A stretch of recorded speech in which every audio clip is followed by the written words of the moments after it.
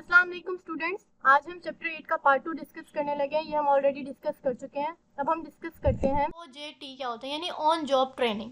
यानी जो पर्सन्स काम कर रहे हैं ऑन द जॉब, अभी जैसे आप लोग हैं, कोई भी पर्सन है ऑर्गेनाइजेशन में काम कर रहा है, उसको जो ट्रेनिंग दी जाएगी वो कौन सी होगी? ऑन जॉब ट्रेनिंग होगी। Having a person learn a job by actually doing the job, जो एक्चुअली ड्राइंग कर रहा है जॉब। तो type of the on job training, on job training की कौन कौन सी टाइप होती है? या कोचिंग से कर सकते हैं, जॉब रोटेशन से कर सकते हैं, यानी इस पर्सन को इस जगह, इस पर्सन को इसकी जॉब के ऊपर ले गए और इस पर्सन को इसकी जॉब के ऊपर ले गए, तो क्या है, जॉब रोटेशन भी कर सकते हैं। बट क्या है, उसका काम वही है करना, बट थोड़ा बहुत उसके अंदर चेंजिंग कर दी, ट्रेनिंग सिखा दी, उसको ये पता हो कि ये पर्सन कैसे काम कर रहा है। जैसे कि वो कहते हैं ना कि एक हेड होता है डिपार्टमेंट का, तो उसको नीचे से ही वो होकर ऊपर आया होता है, तो उसे पता होता है हर डिपार्टमेंट में कैसे कैसे काम हो रहा है। तो वो कहते हैं स्पेशल असाइनमेंट्स या फिर स्पेशल असाइनमेंट्स दे रही होती हैं। एडवांटेजेस क्या होता है? वो कहते हैं इन एक्सपेंसिव होते हैं, यानी कि इसमें ज़्यादा कॉस्ट नहीं लगती। लर्निंग बाय डूइंग, आप करेंगे तो आप सीखेंगे। इमीडिएट फीडबैक, और उसी वक्त आपको आपका फीडबैक भी मिल जाता है आप कैसे काम करें। कहते जो हमें हेल्प आउट करते हैं हमारे pass on the job training के लिए, वो कहते सबसे पहले कहते हैं प्रिपेयर द लर्नर, लर्नर को प्रिपेयर होना चाहिए इस काम के लिए कि वो कैसे काम करे, कैसे काम ना करे, वो सीखे चीज़ों को।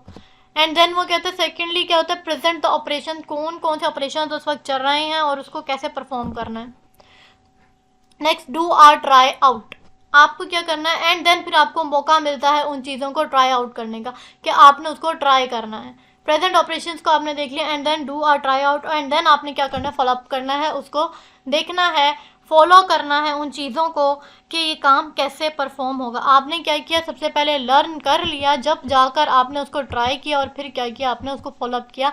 एंड देन इसके अंदर क्या होगा, लर्न करने के बाद जो प्रेजेंट से ऑपरेशन आपने ये भी देखना है, जब ट्राई करना है, फॉलो अप करना, आपने ये देखना है उसके अंदर कि अगर आपको कभी भी कहीं पे कोई भी डिफ़िकल्टी आती है तो आपने किसको रिपोर्ट करनी है, किसको जाकर रिपोर्ट करेंगे, और वो आकर आपको समझाएगा कि ये काम कैसे करना है। नेक्स्ट हमारे पास क्या आता है, हमें कोई भी पर्सन है, वो देखें यहाँ पर वर्क कर रहा है, वो कह रहे हैं यहाँ पे वो उसको सिखा रहे हैं, एक ड्राइवर है वो उसको सिखा रहा है कैसे ड्राइविंग कर रही हैं, कैसी चीज़ों को वर्क करना है, कैसे यूज़ करना है, वो उसको सिखा रहा है। एक डिलीवरी मैन है, वो डिलीवर्ड करना सिखा रहा है। वो कहते हैं डिलीवरी इफेक्टिव लेक्चर्स, आप लेक्चर्स के ज़रिए भी आप दूसरे बंदे को समझा सकते हैं काम का। अब जैसे कि मैं आपको लेक्चर दे रही हूँ, मैं आपको समझा रही हूँ कि ये HRM में ये जो पॉइंट है ये क्या कह रहा है, ये ट्रेनिंग एंड डेवलपमेंट एम्प्लॉयज़ क्यों है, तो आप लेक्चर बेस पे भी समझा सकते हैं। एंड देन वो कहते हैं be alert to your audience, आपकी ऑडियंस क्या है, क्या आपके ऑडियंस का इंटरेस्ट ये है। अब जैसे कि मैं आप लोगों को ये बता रही हूँ कि आपने ट्रेनिंग के बारे में, क्या मेरी ऑडियंस ट्रेनिंग के बारे में ही लेक्चर सर्च करी है, कि वो ट्रेनिंग के बारे में ही ढूंढ रही है, तो मुझे अपनी ऑडियंस से भी अलर्ट रहना है। Maintain eye contact with audience, आप अपने स्टेज पे खड़े हैं तो आपको क्या करने हैं, अपने हर ऑडियंस जो बैठी है हर पर्सन से 1-1 सेकंड 2 सेकंड का आई कॉन्टैक्ट करना है। अगर आप इस तरह लेक्चर दे रहे हैं, make sure everyone in the room can hear, जो आपके इर्द गिर्द रूम में बैठे हैं क्या वो आपके लेक्चर को इतनी इंपॉर्टेंस दे रहे हैं, क्या वो सुन रहे हैं आपकी बात। इस बात का भी कहते हैं कंट्रोल योर हैंड्स, आपको अपने मूवमेंट्स को देखना चाहिए, अपने गेस्चर्स पे फोकस करना चाहिए। Talk from notes rather than from a script, कहते आपको अपने नोट्स जो आपने एक पॉइंट्स बनाए होते हैं ना, आप उनसे देखें, ना कि आप स्क्रिप्टेड हो। मतलब जैसे कि मैं आपके सामने आकर बुक उठाकर खड़ी हो जाऊँ और at the lead as a newspaper उसको रीडिंग करना शुरू कर दूँ, दैट इज स्क्रिप्टेड फॉर्म। क्योंकि तो स्क्रिप्ट नहीं करना चाहिए, हमें उस नोट्स को डिस्कस करना चाहिए। Break a long talk into a series of 5 minute talk, मतलब कहते ज़्यादा लंबे लंबे डिस्कस ना करें, बात को ज़्यादा लंबा ना खींचे, 5 मिनट में डिस्कस करें और ब्रेक लेकर आगे मूव ऑन करें। The practice and rehearse your presentation, अपनी प्रैक्टिस करनी चाहिए, रिहर्सल्स करनी चाहिए अपनी प्रेजेंटेशन के लेक्चर्स के लिए। नेक्स्ट वो कहता है जी प्रोग्राम्ड लर्निंग, प्रोग्राम लर्निंग वही प्रेजेंटिंग क्वेश्चंस फैक्ट और problem to the learner, allow the person to response, वो कहते हैं जब आप प्रेजेंट करते हैं तो अलाउ करना चाहिए दूसरे पर्सन को भी कि वो रिस्पॉन्स करे, आपका क्वेश्चन पूछना चाहता है क्वेश्चन पूछे। And provide feedback on the accuracy of answer, और उसके बाद अगर उसने क्वेश्चन पूछा है तो एज अ आंसर्स की बेस में उसको फीडबैक प्रोवाइड किया जाए। इसमें क्या होता है एडवांटेज, इसमें ये होता है रिड्यूस हो जाता है ट्रेनिंग टाइम आपको सेल्फ पेस लर्निंग समझ आती है, इमीडिएटली फीडबैक आपको मिल जाता है कि आपके पास उतना नॉलेज था, आपने अगर पर्सन का आंसर दिया तो क्या आपके पास उतना नॉलेज था जो आप उसका आंसर दे सकें। Reduce risk of error for learning, तो एरर के जो है वो रिस्क के चांसेस जो हैं वो क्या हो जाते हैं, प्रोग्राम लर्निंग में कम हो जाते हैं। नेक्स्ट हमारे पास उसने डिस्कस किया था इंटेलिजेंट ट्यूटरिंग सिस्टम क्या होता है। आपने क्या किया, रिड्यूस होता है लर्निंग टाइम, ट्यूटर बैठे हैं आपको समझा रहे हैं, कॉस्ट इफेक्टिवनेस है, ये कम कॉस्ट लगती है इसमें, इंस्ट्रक्शनल और कंसिस्टेंसी, इंस्ट्रक्शंस देते जाते हैं। अब जैसे कि मैंने आपको अभी पीछे स्लाइड में इंस्ट्रक्शंस दी, इतनी सारी डिटेल में बहुत सारे मैंने आपको दिखाए कि हम अभी क्या डिस्कस करने वाले हैं, वो मैंने आपको इंस्ट्रक्शंस दे दी। तो इंस्ट्रक्शंस जो है वो कंसिस्टेंटली रेगुलर बेसिस पे मिलती रहती हैं। टाइप ऑफ प्रोग्राम लर्निंग, आपके पास प्रोग्राम लर्निंग की भी टाइप होती है। इंटरेक्टिव मल्टीमीडिया ट्रेनिंग, आप इंटरेक्टिव करके उसको मल्टीमीडिया ट्रेनिंग पे भी दे सकते हैं, विजुअल रियलिटी ट्रेनिंग भी दे सकते हैं, एंड विजुअल क्लासरूम के बेस पे भी उनको ट्रेनिंग दे सकते हैं। हमारे पास यहाँ पे कंप्यूटर बेस्ड ट्रेनिंग हमने पढ़ी, ये सारी ट्रेनिंग्स को हम उसने शॉर्ट फॉर्म के अंदर आपके सामने डिस्कस किया हुआ है। नेक्स्ट वो कहते हैं इंटरनेट बेस्ड ट्रेनिंग क्या होती है। कहते हैं आप डिस्टेंस बेस पे बैठे हैं, सम टाइम ऐसा होता है आप कहते हैं कि मैंने इस रिलेटेड कोर्स पढ़ना है और जो कोर्स जो है वो हमारी कंट्री में नहीं पढ़ाया जाता, तो क्या होता है आप इंटरनेट से उसकी क्लासेस ले लेते हैं। वो कहते हैं tele training and video conferencing के ज़रिए आप कर लेते हैं, कॉन्फ्रेंस कोई भी हेल्प कर ली जाती है आप उसके ज़रिए ट्रेनिंग ले सकते हैं। इलेक्ट्रॉनिक परफॉर्मेंस सपोर्ट सिस्टम होता है, कंप्यूटर बेस्ड ट्रेनिंग हो जाती है, एंड ई लर्निंग मतलब online learning, e commerce based learning हो जाती है। नेक्स्ट आपके पास क्या आता है जी, life long learning and literacy training techniques. अब वो लिटरेसी का मतलब होता है हमें अवेयरनेस दी जाती है उन टेक्निक्स के ज़रिए। जैसे employer response to employ training needs, जो एम्प्लॉयर है वो रिस्पॉन्स करता है किसको, टू एम्प्लॉय ट्रेनिंग नीड्स, की एम्प्लॉय की जो नीड्स दी गई हैं वो सही थी या नहीं। Provide employ with a life long educational and learning opportunities, जो एम्प्लॉयज़ को आप ट्रेनिंग दे रहे हैं वो ऐसी होनी चाहिए जो एजुकेशनल हो और लॉन्ग टाइम्स के लिए उसके लिए चलें, ताकि उसको अपॉर्चुनिटीज़ जो मिले उसके बारे में उसको पता हो। कहते हैं instituting basic skills and literacy programme, और एक तो उसको बेसिक स्किल्स प्रोवाइड करनी चाहिए पर्सन को कि बेसिक स्किल्स कौन कौन सी, एंड देन लिटरेसी प्रोग्राम, उसको अवेयरनेस होनी चाहिए अपने काम से, अपनी चीज़ों से, वो हमें ट्रेनिंग में उनको प्रोवाइड करनी चाहिए। Create your own training programme, आप अपना ट्रेनिंग प्रोग्राम भी कर सकते हैं जब आप सारी चीज़ों को जान लें।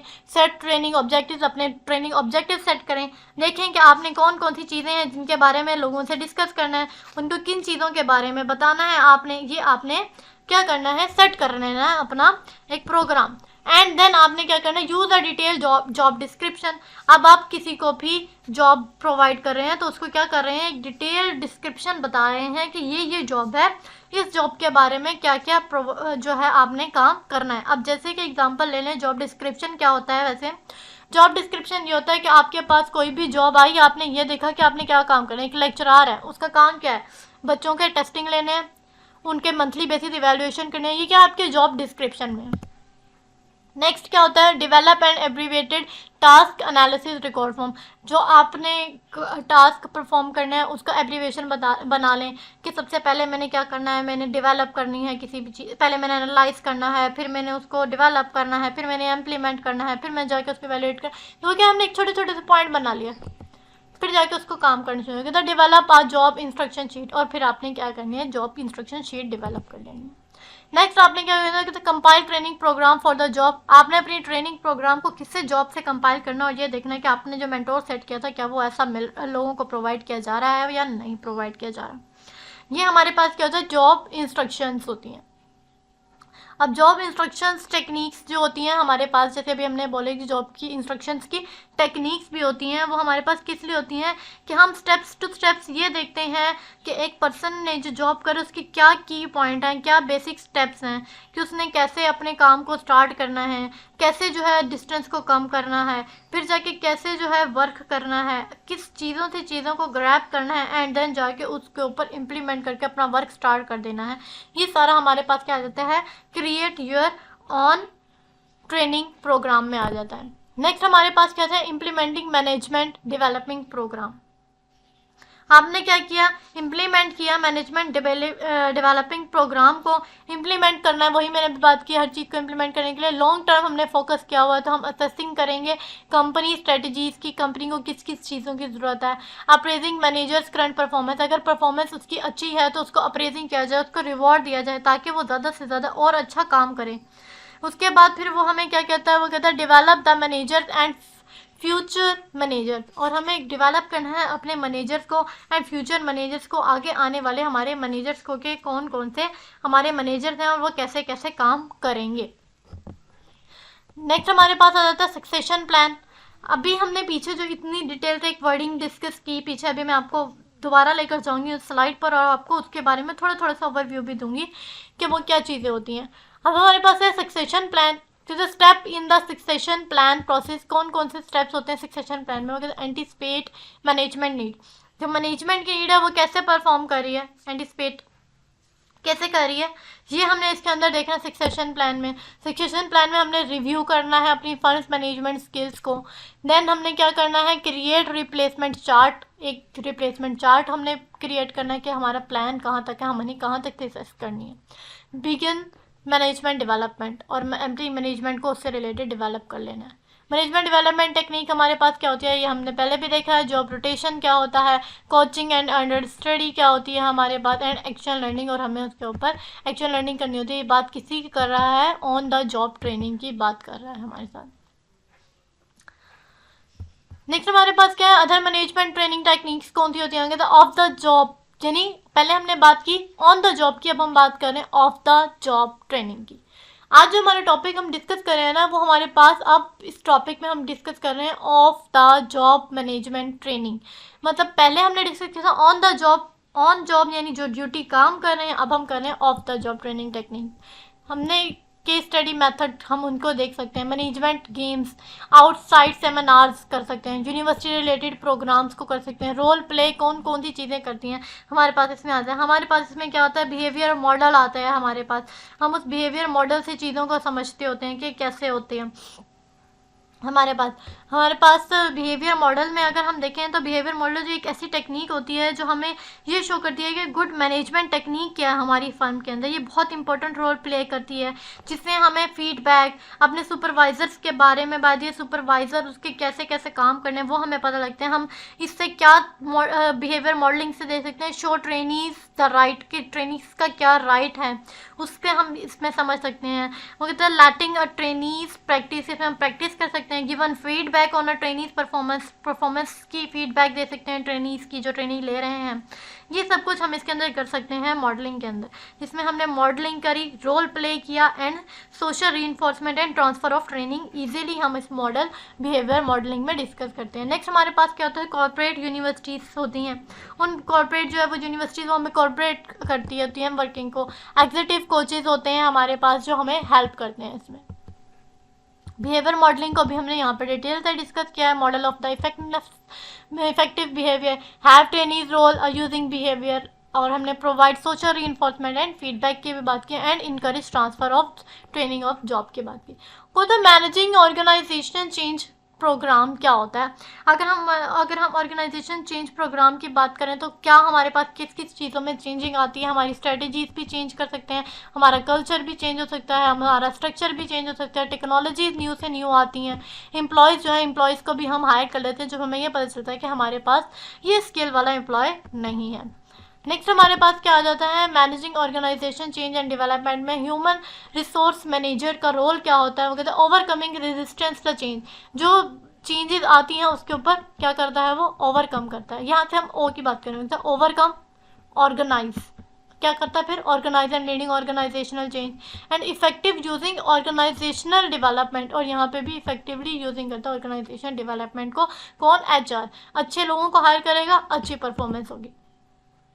मैनेजिंग ऑर्गेनाइजेशनल चेंजिंग को ही अगर हम इसको कंटिन्यू करें तो कहते हैं overcome resistance to change, Lewin's change process. Lewin's ने भी अपने चेंज प्रोसेस को यहाँ पे डिस्कस किया हुआ है कि हम किस किस मेथड से कर सकते हैं। कहते हैं अनफ्रीजिंग मेथड उसने डिस्कस किया है, मूविंग मेथड को उसने लेवेंस ने डिस्कस किया, एंड रीफ्रीजिंग। अनफ्रीज का मतलब होता है ख़त्म करना है, रीफ्रीज मतलब दोबारा रीफ्रीज करना है मूविंग और उसका सेंटर में एरिया।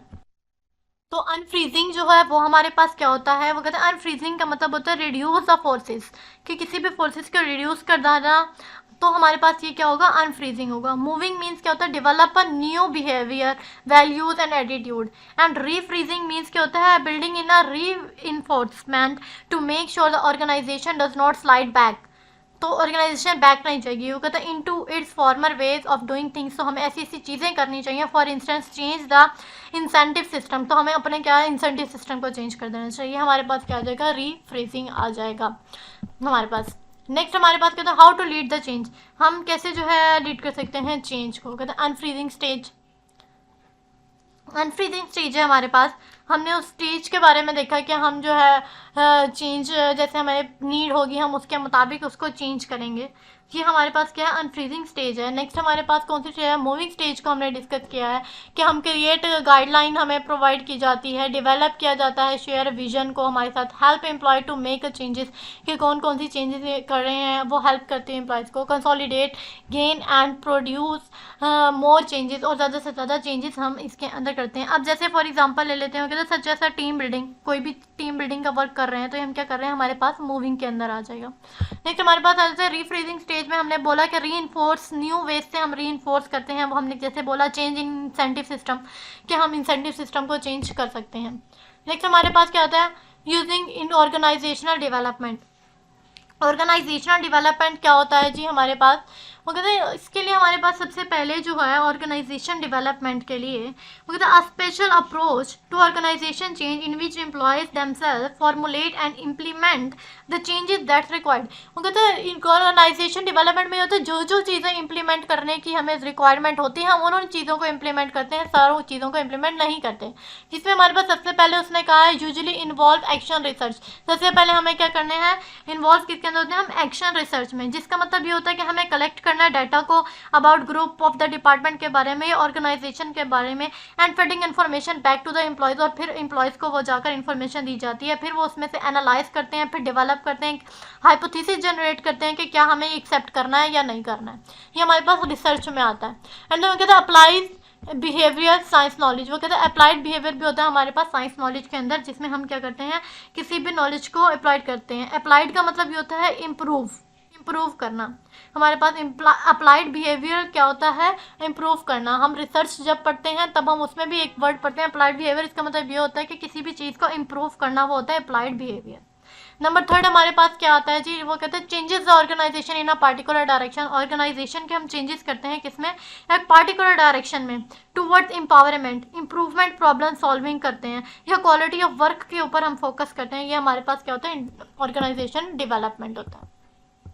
नेक्स्ट हमने एंड में बात की थी इवैल्यूएट करने की, तो हम इवैल्यूएट करते हैं, मतलब डिज़ाइनिंग द इवैल्यूएशन स्ट्रेटजी। हमने इवैल्यूएशन करते हैं जिसमें हम क्या करते हैं, डिज़ाइन करते हैं अपनी स्टडीज़ को, कि हम डिसाइड करते हैं कि how to design the evaluate study, हमने कैसे अपनी स्टडी को डिज़ाइन करना है, टाइम सीरीज बेस पे करना है, या फिर किस बेस के ऊपर करना है, या फिर कंट्रोल एक्सपेरिमेंटेशन के ऊपर बेस पे करना है।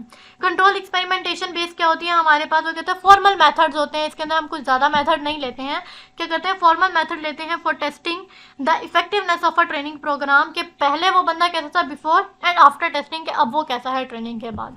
And then choose which programme effect to measure, हम कौन कौन से जो है प्रोग्राम्स को चूज करते हैं। हमारे पास होता है reaction, learning, behaviour and result. कौन कौन सा प्रोग्राम होता है हमारे पास, रिएक्शन होता है, लर्निंग होता है, एंड बिहेवियर होता है, एंड रिजल्ट होता है। रिएक्शंस के हम जो देख लेते हैं इवेल्युएट के टाइम पे, did they like the programme, क्या इसने प्रोग्राम को पसंद किया है या नहीं किया, वो उसके रिएक्शन से पता लग सकता है। लर्निंग से हम ये देख सकते हैं कि उसने स्किल्स कितनी सीखी हैं, एंड बिहेवियर से हम ये देख सकते हैं कि ऑन द जॉब बिहेवियर उसका कैसा है। फॉर एग्जाम्पल एक एम्प्लॉय है, स्टोर्स कंप्लेन डिपार्टमेंट मोर क्यूरियस टूवर्ड आ डिस्ग्रंटल्ड कस्टमर। अब एक कस्टमर ने कंप्लेन किया तो वो उसको कैसे बिहेवियर है उसका जॉब के टाइम पर, कि वो कैसे डील कर रहा है, जो उसने ट्रेनिंग में सीखा था क्या वो वैसे ही डील कर रहा है। अब रिजल्ट के अंदर हम ये देखते हैं, मोस्ट इंपॉर्टेंट आस्क हम ये देखते हैं इन टर्म्स में कि ट्रेनिंग ऑब्जेक्टिव जो प्रीवियस सेट किए गए थे क्या वो उसी के मुताबिक उसके रिजल्ट आए हैं, क्या उसने वही चीज़ें लर्निंग की हैं जो हमारे गोल्स वगैरह सेट थे। तो ये हमारे पास क्या था, पूरा एक ट्रेनिंग प्रोग्राम था जिसमें हमने सारी डिस्कस की ट्रेनिंग के बारे में, हमने इवेल्युएट किया ट्रेनिंग प्रोग्राम को यहाँ पे एंड द एंड में। ये पूरा लेक्चर था हमारा किसका, ट्रेनिंग एंड डेवलपिंग एम्प्लॉयज़ का। सो जो भी पॉइंट हो जो क्लियर ना हो उसको पॉइंट को हम क्लियर करेंगे। हमसे क्वेश्चन आप जो है कमेंट सेक्शन में पूछ सकते हैं कि कौन सा पॉइंट है जो आप लोगों को समझ नहीं आया। सो बाकी नेक्स्ट लेक्चर के साथ आपको मिलते हैं नेक्स्ट लेक्चर में। So thank you so much for listening and channel को सब्सक्राइब और वीडियो को लाइक ज़रूर कीजिएगा, और कमेंट सेक्शन में ये ज़रूर बताइएगा आपको क्या चीज़ समझ में नहीं आई और कौन सी चीज़ जो है आपके लिए बहुत ज़्यादा इंपॉर्टेंट है इस टॉपिक में, जो आपको क्लियर करनी है या फिर आपके लिए बहुत ज़्यादा बेनिफिशियल है ये lecture. Thank you so much. अल्लाह हाफिज़।